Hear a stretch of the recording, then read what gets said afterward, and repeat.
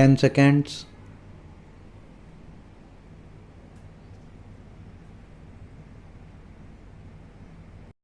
Mr. Vice Chairman, I was speaking about the need for developing a strong UN delegation.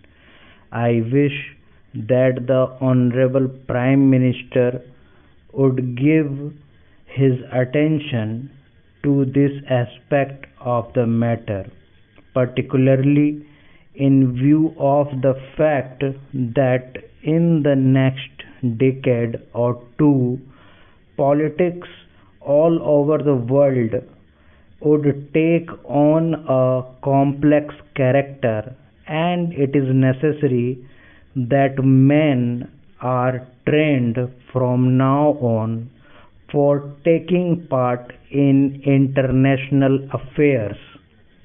In the UK and the United States, such delegations are built with men who have wide knowledge of international affairs, and there should be other qualification for a man to be included in such a delegation. In this connection, I should also like to mention that it is time for government to develop sound conventions regarding the conduct of foreign affairs. In the United States, they have accepted the principle of bipartisan consultation on important affairs of policy. For example, when President Kennedy stood for election, President Eisenhower, even during the period of the conduct of the campaign of President Kennedy, kept him informed about major developments in foreign affairs. We have seen our government sending troops out of this country to the Congo, and at that time I had raised the point that before troops left our country for any assignments of an unusual character like the Congo assignment, members of the opposition should be informally consulted. There will be no question of any leakage of information whatever if leaders in the opposition are consulted on important aspects of foreign policy.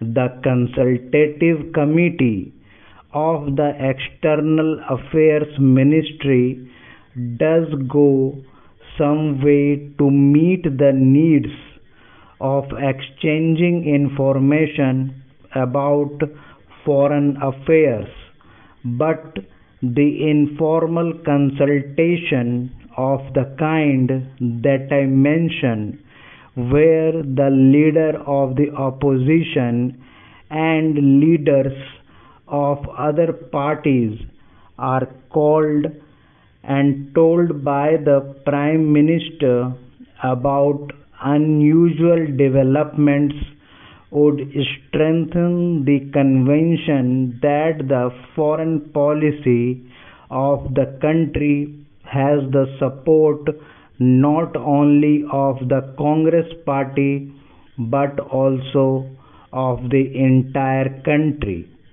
I was speaking about our external publicity, and it is a subject on which I think I can speak with some confidence as I have been an old-time newspaperman in this country.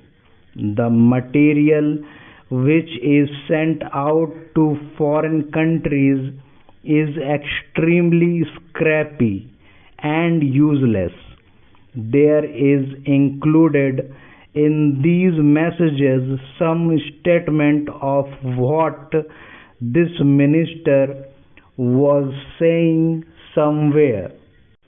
We are trying to give publicity to ministerial activities, and it is inevitable that some such publicity should be given because ministers are in charge of the government, but one abroad does not get a real idea of what is happening in the country.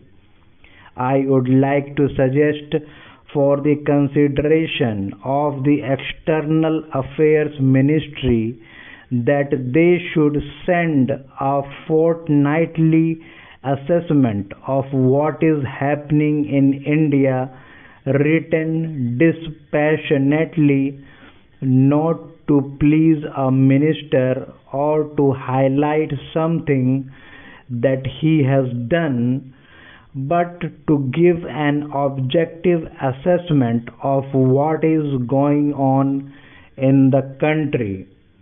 In the old days, when the British government was in existence, such fortnightly reports used to be sent by various state governments, and I think a beginning can be made in that direction in this matter.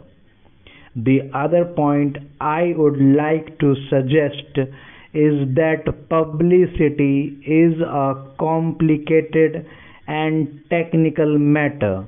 The Foreign Service, as it is constituted today, does not have sufficient training in publicity. The Estimates Committee, which went into the demands of the External Affairs Ministry, mentioned about the methods of training which have been adopted, but since our Foreign Service men are not trained in publicity work, and one sees, for example, that a lot of confusion has arisen in the United States over Ambassador Nehru's statement. I think the External Affairs Ministry might well set up a committee of members of parliament who are conversant with external publicity and some newspapermen to advise the External Affairs Ministry from time to time.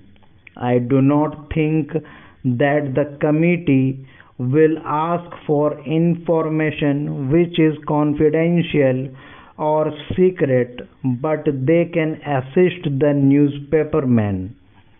There are a handful of competent men who would be willing to serve on the committee in an advisory capacity.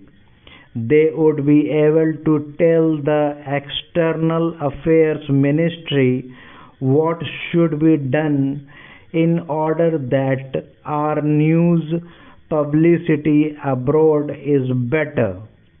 I might mention also that the Estimates Committee had recommended the creation of a cultural cell.